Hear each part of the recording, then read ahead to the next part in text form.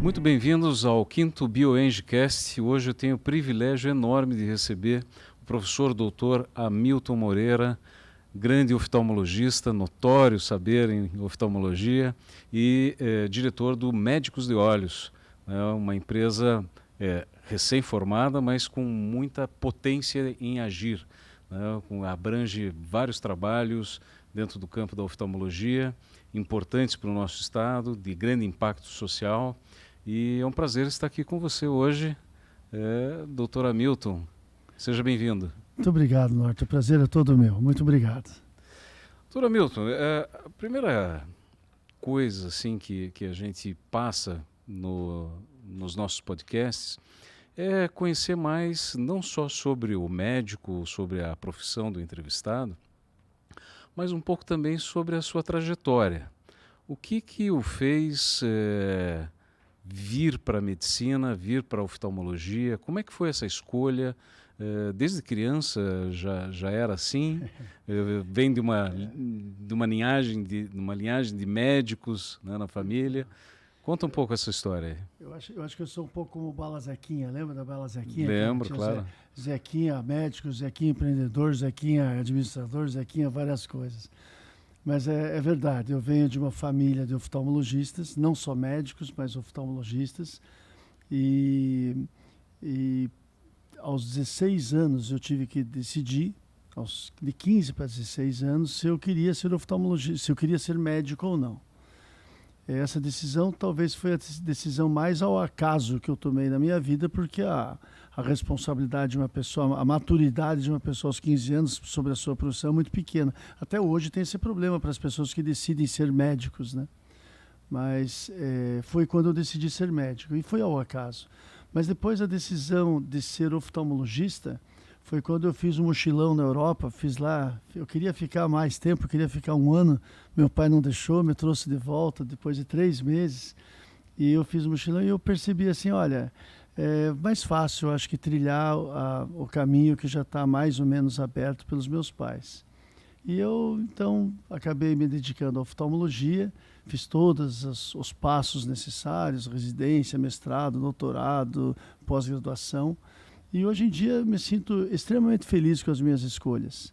Eu acho que é isso que mais me dá força na minha vida, assim, em todas as atividades que eu tenho, a felicidade que eu tenho em ser oftalmologista, e esse é minha linha mestre, né? Eu acho que ser oftalmologista, ser pai e marido é o que me segura, é o meu cerne, é o meu âmago. Depois disso existem várias outras atividades que a gente desenvolve, mas eu gosto muito do que faço. Mas é uma situação bem peculiar e bem difícil, né?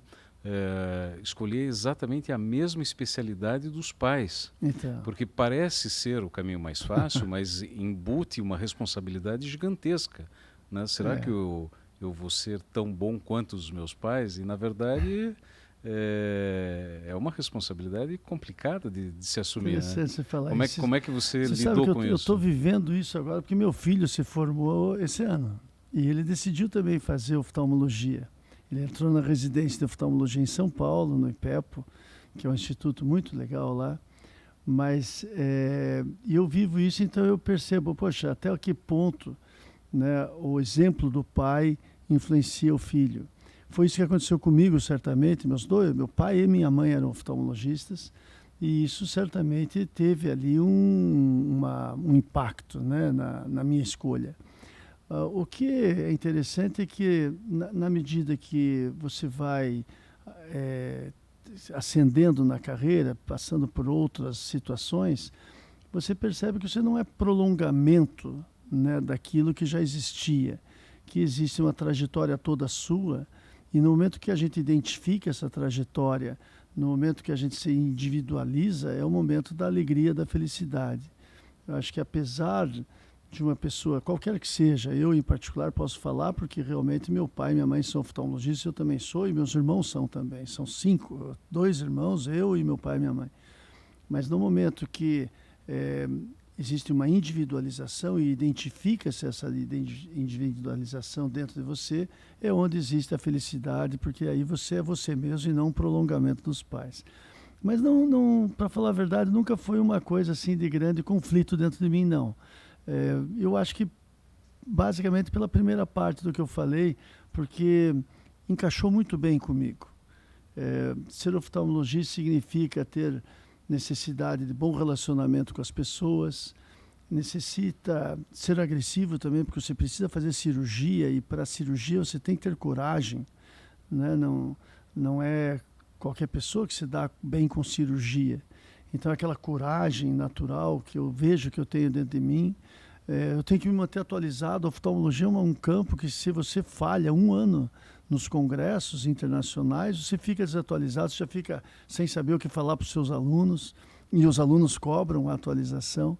Então tem várias características dentro da especialidade que eu escolhi que acabaram se encaixando bem com a minha personalidade, e eu acho que é isso que me alegra hoje em dia. E é interessante porque eu tenho 61 anos às vezes eu fico pensando, poxa, eu acho que eu tenho 16, eu tenho ao contrário, porque os planos que eu tenho para o futuro são incríveis. Às vezes eu fico olhando assim, nossa, mas eu não vou viver tanto tempo assim, então eu tenho que corrigir o planejamento estratégico de vez em quando. Há controvérsias, né? Você sabe que uma das minhas especialidades é justamente a longevidade, né? Isso mesmo. O envelhecimento da população e as moradias. E há controvérsias. Eu acho que você vai ainda um bom tempo aí conosco, graças a Deus. Mas é curioso isso que você falou, porque da atualização, né? Porque hoje é muito mais rápido do que quando nós fizemos mestrado e doutorado. Precisava ter os 4 e os 6 anos de estudo para um mestrado, para um doutorado, porque você tinha que adivinhar que um determinado paper vai falar sobre a tua pesquisa, e quando chegava o paper efetivamente não tinha nada a ver, quer dizer, demorava um tempão. Hoje, com a internet e com os bancos de dados que a gente tem, a velocidade é incrível, né? A revolução que a parte digital, que a internet trouxe para esse campo que a gente está conversando, é um troço fantástico. Eu me lembro eu fiz uma parte da minha pós-graduação, eu fiz na Escola Paulista de Medicina. E eu me lembro que tinha a Bireme, ficava ao lado da oftalmologia lá, a biblioteca médica. E para a gente fazer uma revisão bibliográfica era uma coisa terrível, e tinha que ir a São Paulo pessoalmente, tinha o número do tombo que tinha que escrever, aí alguém ia buscar o artigo físico em algum lugar, no porão lá da Bireme, vinha por um elevadorzinho pequenininho, você ficava naquela sala quente para poder escolher, achar os artigos. Hoje em dia eu faço isso na minha casa, em poucas horas, muito mais fácil, a atualização é muito mais rápida.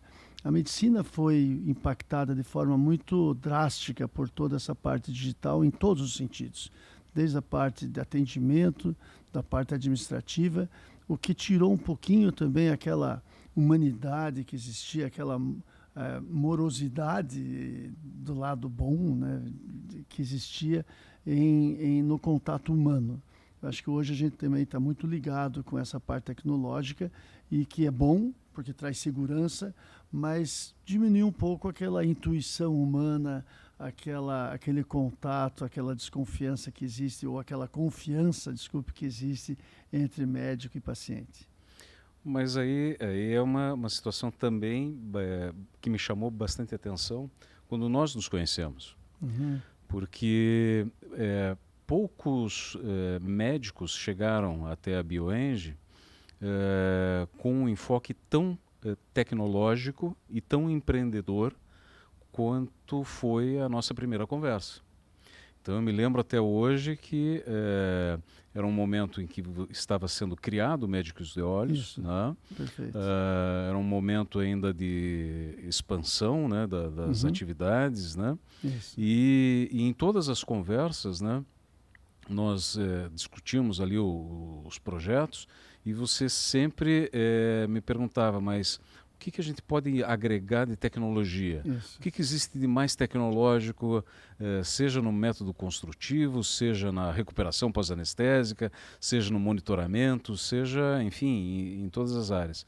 E a gente trouxe efetivamente boas soluções, né? Imagino que você esteja satisfeito com as soluções. Bom. Nossa, foi ótimo o trabalho lá no nosso centro cirúrgico, na Carlos Carvalho. Até hoje, estava conversando um pouco antes do podcast aqui, o pessoal conhece aquela fachada dos espelhos, e aquilo para a gente é um uma maravilha, um tesouro que a gente tem ali no nosso centro cirúrgico, que funciona muito bem, o que é muito importante. Mas eu vejo a tecnologia aplicada na medicina de uma forma muito importante. O nosso lema, basicamente, dentro da tecnologia é mais tempo com o seu médico, menos tempo na sala de espera. Mais tempo com o seu médico, menos tempo no cadastro, menos tempo com a burocracia. Então, é necessário, na medicina, na oftalmologia em particular, é necessário investimento permanente em tecnologia e tecnologia avançada.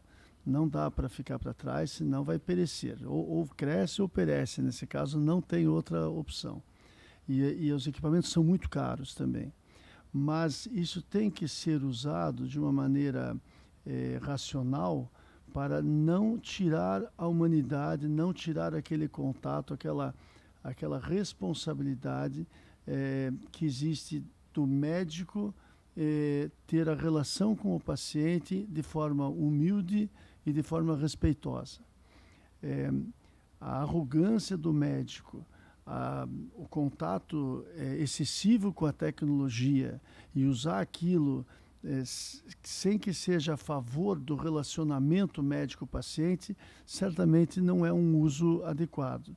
E é em cima disso, desse conceito, que a nossa empresa inteira está construída. E por isso que precisa de tecnologia. Sem a tecnologia, você não consegue exercer de forma adequada a oftalmologia hoje em dia.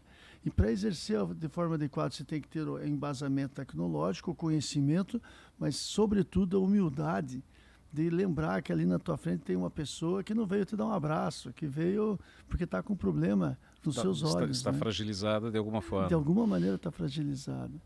E você mencionou, né, que a população está envelhecendo e o Brasil não está muito preparado para esse envelhecimento, né? A oftalmologia trabalha muito com os extremos da vida, especialmente com as pessoas acima dos 50, 60 anos de idade. A nossa clientela é muito forte nessa faixa etária. E cada vez mais essas pessoas não estão tão afeitas à tecnologia, mas a tecnologia está sendo empurrada para eles, né? Goela abaixo, assim. E ainda não é uma geração que teve esse contato com tecnologia quando tinham 20 ou 30 anos de idade. Então existe necessidade de ir com calma, de acolher o seu paciente como um ser humano, de atendê-lo com respeito, com humildade. É muito importante, eu repito essa palavra muitas vezes, faz parte dos nossos valores. Humildade é muito importante que o médico tenha essa humildade para poder entender as necessidades do seu paciente e aí sim usar a tecnologia a favor da qualidade de vida, né? Porque a medicina trabalha, oftalmologia especialmente, trabalha com qualidade de vida e não só com quantidade. Maravilha. Até que ponto é a veia de empreendedor ou até que ponto é a veia de desavisado que faz com que a gente se impulsione nas nossas carreiras, né? Porque eu estou tomando, desculpe, o desavisado fui eu, né? Com a minha profissão e com o meu desejo de ter o meu escritório e desenvolver os projetos que nós desenvolvemos lá. Talvez se eu soubesse de todos os desafios que eu fosse enfrentar, eu não sei se eu encararia todos eles. Mas a gente está lá e não existe marcha ré, né? É verdade. Então a gente só vai para frente e é isso que a gente sabe fazer, é isso que a gente faz. A BioAge atende a gente muito bem nos quesitos que a gente precisa, na verdade, como médicos. Isso é uma verdade que eu falo aqui. Obrigado. Você também, outra característica tua é a gentileza. Sempre foi muito gentil com todas as palavras. Obrigado. Mas assim, porque há um momento, por exemplo, eu te conheci o Médicos de Olhos no momento praticamente no momento seguinte da criação. E eu me lembro, quando eu estava fazendo meu mestrado, eu perguntei para um gestor de hospital, e você vai matar a charada, como que ele via a instituição dele em 5 e em 10 anos. Eu perguntei para vários hospitais, para vários gestores, né, de hospitais, mas um deles me chamou muito a atenção, porque da agressividade dele. Mas uma agressividade, sob o ponto de vista de negócios, interessante de visualizar. Porque ele falou, Norton, eu imagino o meu hospital de tal forma que eu iniba até outras iniciativas da mesma especialidade de se instalar em Curitiba. Entendo. E ele era o gestor do Pequeno Príncipe. E aí eu te pergunto quantos hospitais pediátricos existem em Curitiba, né? São pouquíssimos, né? Eu citaria 2, o Pequeno Príncipe e o Menino Deus. Mas assim, apesar dessa certa arrogância, né? Mas com uma visão empresarial forte, né? E legítima, né? Como é que você enxerga essa tua caminhada no Médicos de Olhos? Né? Eu sei que você é muito humilde nas suas palavras, mas vamos lá, é o Hamilton empreendedor agora, esquece o Hamilton médico. Como que você vê o teu negócio? A oftalmologia, nos últimos anos, ela passou a ser um ativo muito importante. Nos Estados Unidos, voltando um passo atrás, nos Estados Unidos é muito comum uma pessoa, quando está se aposentando, vender o seu negócio. Né? Então ele não fecha simplesmente as portas e vai para casa. Ele vende alguns anos antes da aposentadoria, geralmente, não nos últimos anos, mas um pouco antes, onde ainda tem aquele sucesso, e ele acaba fazendo um negócio e vendendo o seu ativo, que é, na verdade, o que ele construiu. Isso não tem nada a ver com imóvel, isso não tem nada a ver com ele próprio como médico, e sim a operação que ele montou. E isso até alguns anos atrás era difícil no Brasil, porque eram negócios muito pequenos. Mas mudou-se a lei e foi possível agora que empresas estrangeiras possam investir em empresas de saúde no Brasil. A partir desse momento, alguns fundos começaram a prestar atenção em alguns nichos do mercado. Primeiro foi o sistema de imagem, que foi então um case que fizeram nacionalmente verdadeiras potências, holdings nacionais para atender as pessoas. Antes do sistema de imagem teve a parte dos laboratórios que tiveram, né? Depois vieram os sistemas de imagem. Aí veio a parte de oncologia também, que foi um outro ativo. E mais ou menos em 2015, por volta de 2015, os fundos começaram a olhar os hospitais de oftalmologia. Nesse momento eu percebi, poxa, nós temos um ativo da mão e eu acho que se a gente trabalhar direito, eu acho que isso pode funcionar legal. Foi nesse momento que eu percebi, olha, eu preciso me profissionalizar um pouco mais para enfrentar esse mercado, isso não é para amador.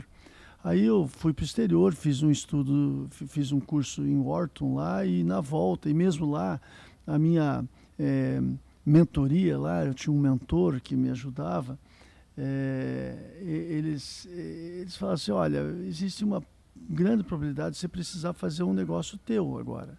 Porque eu sempre tive essa parte de empreender. Mas sempre o meu empreendimento era ligado com os negócios da família. Então, a filial que nós montamos na Zacarias começou como uma filial do negócio da família, na Praça Zacarias, né? Aqui em Curitiba. A filial que nós montamos em São José dos Pinhais, mesma coisa. A filial que nós montamos no bairro do Carmo, ali na igreja, bem na frente da igreja do Carmo, nós temos uma filial, também era assim. E finalmente a de Campo Largo também. Aí quando nós vimos o tamanho dessas filiais, do ponto de vista empresarial, fazia sentido então que isso fizesse o spin-off, né, saísse do negócio da família, e para isso tinha que ter um pouco mais de profissionalismo. Foi quando, então, nós resolvemos, olha, foi quando entrou a BioEng também, quando entrou a tua firma, ou seja, eu preciso fazer um negócio inteiro para formar um ativo para isso poder, então, no futuro... Fazer algum sentido no futuro. Fazer algum sentido. E a gente está chegando nesse ponto, a gente percebe, a pandemia atrasou todos os empresários no Brasil, todos os planos estratégicos foram por água abaixo, né, no mundo inteiro. E acho que esse é o primeiro ano de verdade que a gente está podendo colocar nossos planos em execução e está sendo muito gratificante, está sendo muito gostoso, porque a gente percebe que os nossos colegas médicos, hoje em dia nós somos 80 médicos oftalmologistas dentro da Médicos de Olhos, e os nossos colegas médicos estão participando desse movimento em criar esse ativo e esse ativo forte. Alguns são sócios já, outros montaram novas filiais, nós já temos 17 clínicas, Uau. e até em Guarapuava agora a gente já tem uma clínica, e todos comungando da ideia assim, olha, tem que fazer um serviço forte, tecnológico, que respeite o ser humano, que põe a medicina na frente da parte financeira, mas não pode esquecer que a gente precisa também cuidar desse ativo. Foi dessa maneira que a gente chegou onde nós estamos agora. O fortalecimento da marca, ele aconteceu basicamente nos últimos 2 anos, quando a gente pôde colocar em prática a nossa medicina, né? Porque até então, por causa da pandemia, a gente ficou um pouco atrasado. Pois é, mas essa estruturação de business, na verdade, visando uma saída estratégica no futuro, ou não, né? Porque pode eventualmente ter um sucessor, né? O teu filho agora, oftalmologista, né? Entrando no mercado, que pode trabalhar com você, mas pode não querer trabalhar com você, mesmo, né? Mas vamos dizer o seguinte, que você tem lá criado já esse sistema, né? E capilarizado isso. Né? De uma forma que seja interessante, inclusive, multiplicar esse business, né? E não simplesmente vender esse ativo. Né? Essa é uma pergunta que vale uma boa conversa, mais um podcast. Acho que qualquer empresário pensa assim. Acho que não tenho... Eu conversei com vários já, que já tiveram as suas portas, fundo de investimentos para levar o ativo embora, fundos esses equity funds, né? Que são os fundos de ativo, e que disseram sim, alguns, e outros que disseram não, meus amigos pessoais, muito íntimos, assim, alguns que disseram sim, outros que disseram não. O maior desafio é o day after, né? É você preparar realidade, pés no chão, o day after. Né? O que vai acontecer com você como pessoa física, né? No dia seguinte que você abandonar aquele negócio. Uma das duas opções. Né? Ou a outra opção, exatamente. Ou outra opção, porque então, passa a oportunidade. Né? O cavalo não passa várias vezes, né? Então está passando aquela oportunidade. Você vai querer, né, embarcar naquilo e depois você não sabe bem o que vai acontecer com você, ou você vai deixar passar e depois você não sabe também o que vai acontecer. Então, né? E pensando nesse dia seguinte, quem disse sim se arrependeu e quem disse não se arrependeu? Ou como é que está equilibrado aí? Eu tenho 2 grandes amigos que disseram sim. Um deles se arrependeu. Se arrependeu muito dentro da oftalmologia, e ele fala muito que ainda bem que ele tinha aquela cláusula de não compete, né? Ou seja, sempre que você faz um negócio desse tamanho, você acaba assinando que você não vai competir com o seu próprio negócio durante 5 anos, durante 10 anos e assim por diante. E ele agradece muito que ele tinha essa cláusula muito bem estabelecida de 5 anos. Então ele está já passando 5 anos, mas é muito evidente, ele já falou para mim que se ele pudesse, ele não teria feito o negócio daquela maneira. Mas eu tenho um outro que está muito feliz, que fez esse negócio, que são 2 sócios que fizeram esse negócio. E é difícil, mas eu acho que ambos, tanto o que está feliz quanto o que não está muito contente, baseia-se nesse day after. Eu acho que quem... Um se preparou para ter um propósito do que o outro. Eu acho que quem está descontente é porque não tinha a realidade na sua frente. Assim, olha, a sua caneta vai perder a tinta, né? Você vai ter que fazer outra coisa. Né? E nem sempre a gente está preparado para não ser médico, né? Então, quer dizer, eu vou continuar sendo médico, né? Médico é uma coisa que faz parte de mim, eu acho que eu vou morrer sendo médico, né? Então, isso tem que ser preparado dentro da gente. Isso não tem a ver com business, né? Tem mais a ver com a personalidade de cada um, porque se coloca milhões de dólares, ou sei lá, um dinheiro enorme na mão de uma pessoa e tira a alegria da vida dele, aquilo não serve para nada. Aquele dinheiro não serve para nada, né? Claro que o ser humano precisa o básico para viver.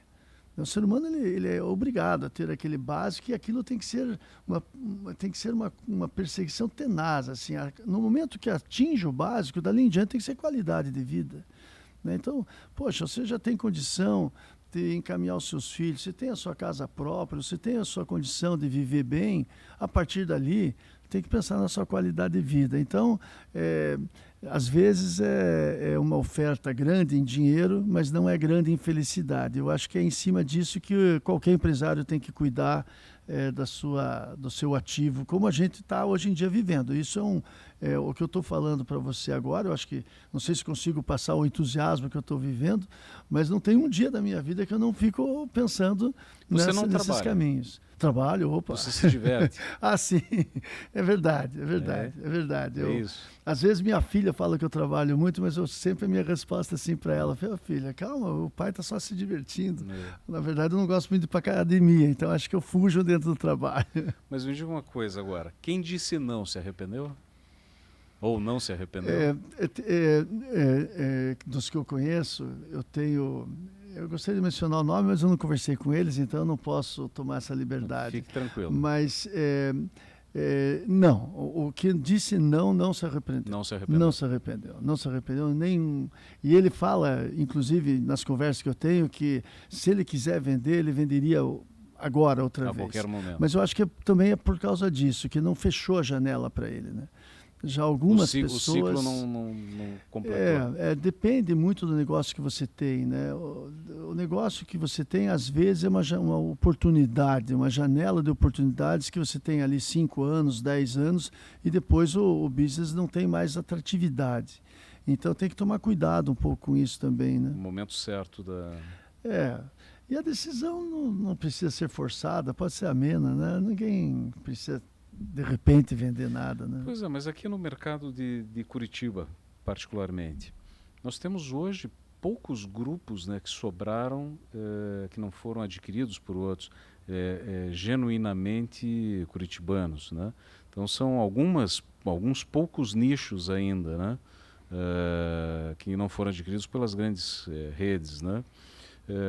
Você vê isso com preocupação, essas grandes aquisições, ou você vê isso que é um movimento natural mesmo?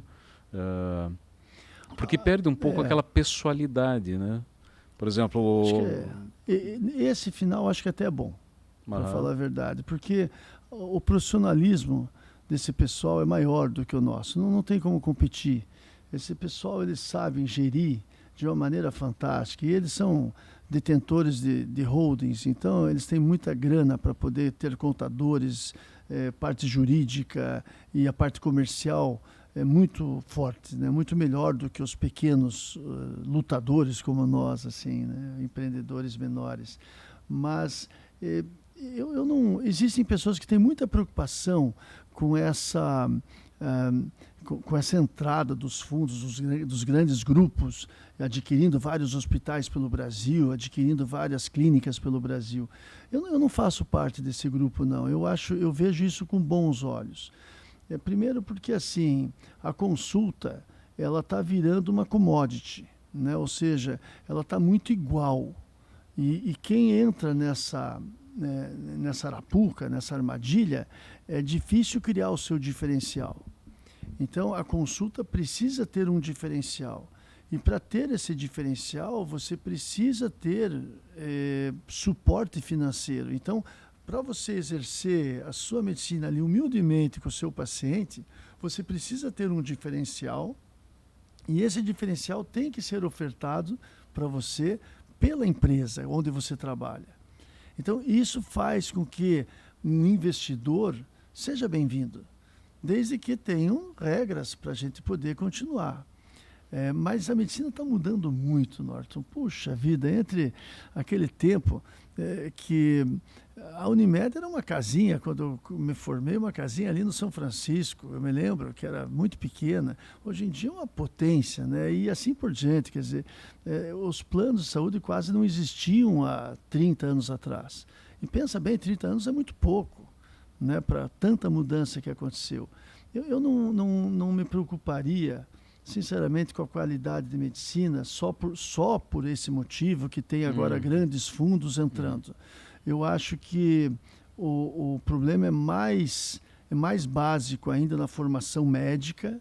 Aí sim é importante, os médicos estão se formando de maneira um pouco mais preocupante do que há algum tempo atrás.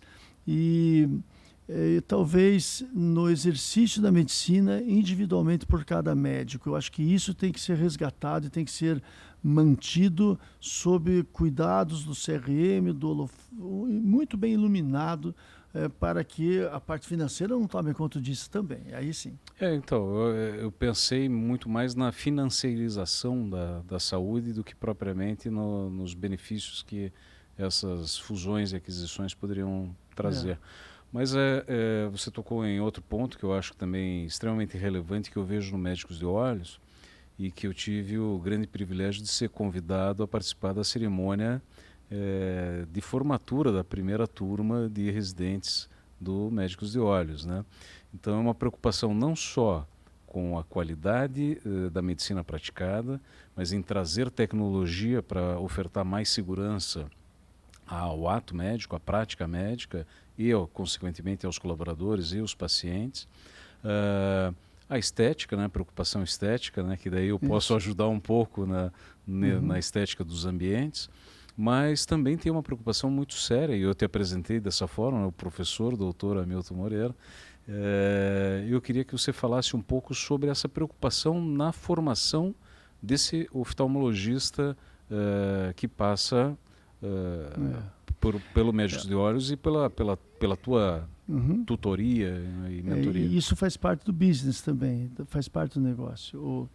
O nosso principal, dentro da oftalmologia, nós temos, dentro do Médicos de Olhos em particular, nós temos uma especialidade muito forte, que é a cirurgia da catarata, o implante das lentes intraoculares, a retirada dos óculos para quem quer deixar de ler com óculos, aquela dependência dos óculos, tanto em jovens quanto nas pessoas que já passaram os seus 60 anos. Então, nós temos uma característica muito especial em relação a isso.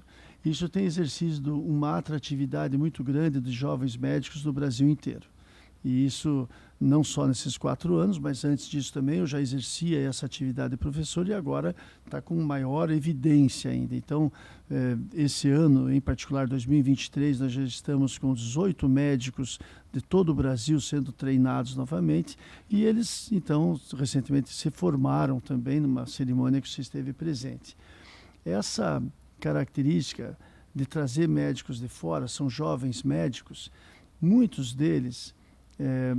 não a maioria, ainda bem, mas muitos deles ou têm famílias aqui por perto, em Curitiba, ou aqui mesmo, familiares, ou são dessa região e agora estão voltando para essa região e querem, às vezes, empreender.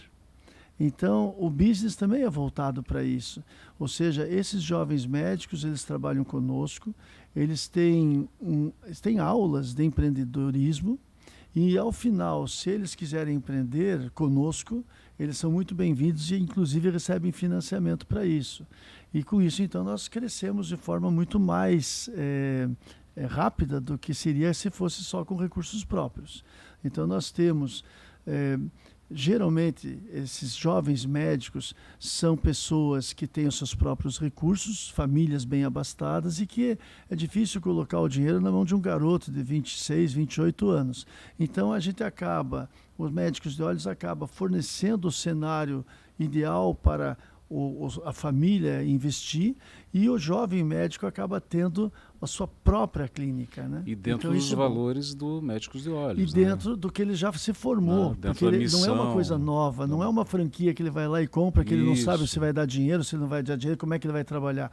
Ele trabalha ali, ele já está sendo formado, ele foi meu aluno, ele sabe quem eu sou, ele sabe quem são os outros 60, 80 oftalmologistas que já trabalham conosco, e ele geralmente, baseado nesse modelo, ele decide muitas vezes ficar trabalhando conosco. Outras vezes ele continua nossos grandes amigos nas clínicas da família em outros estados, mas é um modelo que a gente vê que dá para a gente escalar isso e é onde a gente está chegando, daí na conversa anterior, com os fundos de investimento. Ensinar é muito gratificante para mim. Compartilhar os nossos conhecimentos é quase que fundamental para a minha felicidade. Mas o que a gente achou no Médicos de Olhos, a gente percebe é que a gente está aliando isso com o empreendimento. Uhum. E isso é que é onde está muito gostoso para a gente, assim. Quer dizer, você impulsiona a pesquisa, você impulsiona a ciência Isso. e impulsiona também o empreendedorismo, que é também uma situação muito particular de cada um, né? Muitas vezes o sujeito não tem interesse em empreender também, né? Mas ele recebe uma dose de informação, caso ele deseja, ele pode partir para isso também. Exatamente. Né? O jovem médico, ele sempre é um desafio e, ao mesmo tempo, uma grande alegria que a gente tem nesse contato. E a gente se mantém também muito jovem, né, com essa gurizada do lado da gente, né? Mas, assim, quando eu ensino, né, eu gosto muito disso. Então, quando eu dou aula, quando eu ensino a retirar o cristalino, a colocar uma lente intraocular, como que você pode identificar o paciente certo para aquela lente? Ao mesmo tempo, aquilo vai se integrar no negócio depois que eles se formarem, seja através de um novo sócio, que ele pode abrir uma clínica dele ligado com o nosso empreendimento, ou seja simplesmente porque ele vai para um outro lugar e continua ligado e pode referir pacientes para a nave-mãe, vamos pensar assim, dessa maneira. Agora, eu vou explorar uma outra vertente, não é exatamente outra vertente, mas nesse evento, né, e fiquei muito surpreso, inclusive, e muito feliz, né, foi um momento muito alegrador estar lá, e vi o secretário de Estado de Saúde, o César Neves, né, Dr. César Neves, lá presente, prestigiando também o evento, recebeu a medalha doutora Sally. Isso. Vi também o Dr. Nerlan, né, da Associação Médica, lá prestigiando o evento. Então você também se cerca de boas pessoas, né? Os seus pais estavam presentes lá e um momento. E você também? Eu também. Eu fui convidado ali. Eu me sinto até. Eu fiquei muito feliz de ver a sua presença lá. Obrigado. E um momento muito bacana. Deve ter passado 1 milhão de coisas na tua cabeça ali, mas quando você estava fazendo os agradecimentos àquele momento tão bonito, tão feliz de formatura daqueles residentes, quando você agradeceu os seus pais, né, e que acabou dando aquele nó na garganta e aquele choro autêntico e verdadeiro. Eu achei muito bonito aquilo, né? E demonstra uma coisa que poucos empreendimentos têm. Que é a alma, né? É verdade. Então, nós fazemos muitos prédios, você sabe disso, a gente faz muitos hospitais, muitas clínicas, muitos medical centers, Brasil inteiro, mas a gente sente que em alguns deles falta a alma, falta o sentimento. E ali foi como se eu já sabia disso, evidentemente, né, das nossas tratativas e tudo, mas ali foi uma consolidação, na minha visão, né, eu tive esse privilégio de presenciar isso, a concretização da alma se juntando ao corpo. Eu acho que é isso mesmo. Do Médicos de Olhos. Obrigado por ter me convidado e ter me dado essa oportunidade de presenciar esse momento. Muito obrigado. Eu agradeço muito você ter ido. Obrigado pelas suas palavras e parabéns pela sua percepção. Você é uma pessoa muito sensível, desde que a gente se conheceu, dá para perceber isso. Você entende o que a gente fala e você entende o que está acontecendo. Nem todo mundo consegue perceber, mas realmente, veja, nós usamos aqui uma palavra logo no começo, de separação, de spin-off, né? Ou seja, Médicos de Olhos, a empresa que eu montei, que hoje em dia a gente tem até os outros médicos que são sócios, foi uma separação. Não é bem assim. Foi uma consequência de uma trajetória individual que eu escolhi há algum tempo atrás e que foi aprovada pelos meus pais. E que isso que é interessante, porque eu me lembro de um determinado momento que eu estava fazendo o Médicos de Olhos e minha mãe chegou e falou assim: demorou muito, você demorou muito, você devia ter feito isso há algum tempo atrás já. Então existe ali uma aprovação e, ao mesmo tempo, uma aprovação da sociedade e da área política, porque você citou também tem que ter um viés, porque o César é muito amigo nosso, o Nerlan também é muito amigo, então eles estiveram presentes, foram homenageados, o César em particular, o secretário de Saúde foi homenageado, porque através da caneta dele, nós fizemos quase 3.000 cirurgias de catarata ano passado com esses jovens médicos, e esse plano de cirurgias através do SUS faz parte também da nossa responsabilidade social. Então, na nossa empresa, claro que, poxa, tem tantos defeitos, você não tem ideia o que tem de problema. A gente, quando fala só, parece que está tudo bonitinho, tudo tão perfeitinho, e não é nada disso. Mas as peças tentam se encaixar, né? Existe a responsabilidade social, junto com o ensino e a pesquisa. Aquilo está ligado com a empresa em termos de crescimento, em termos de planejamento estratégico, e daí quando você citou a alma, e a alma disso talvez estejam nos meus pais, né, onde eles não tinham não vislumbravam tudo isso que podia acontecer, e que me ensinaram a ser só médico. O resto tudo foi acontecendo na minha vida, e eu fui né, pegando essas oportunidades, mas dentro da alma que é assim, ó, seja médico, e o resto vai vir em torno disso, mas não o oposto, né? A hora que inverte é que complica. Então, assim, não houve uma separação, mas sim um realinhamento de expectativas. Exato. Né? Eu acho que dá para falar assim, isso mesmo. E a questão de seja médico, né? Seja médico, mas você também foi buscar uma capacitação que você não tinha obtido dentro da graduação de medicina, né? E nem no mestrado, nem no doutorado, mas você foi se capacitar para empreender, né? Então esteja preparado também para isso. Tem que porque, se preparar. Pessoal, não existe mágica. Né? Os desafios vão aparecer a todo momento. E mesmo quando você está na velocidade de cruzeiro, vai aparecer alguma coisa que vai desestabilizar em algum ponto. Mas aí é o preparo, né, que faz a diferença. Eu acho que sim. Eu acho que estudar é muito importante. Isso, às vezes as pessoas pensam que empreender é uma coisa natural, está no seu DNA, isso vai acontecer. O fulano nunca nem foi para a faculdade, é um milionário, um bilionário.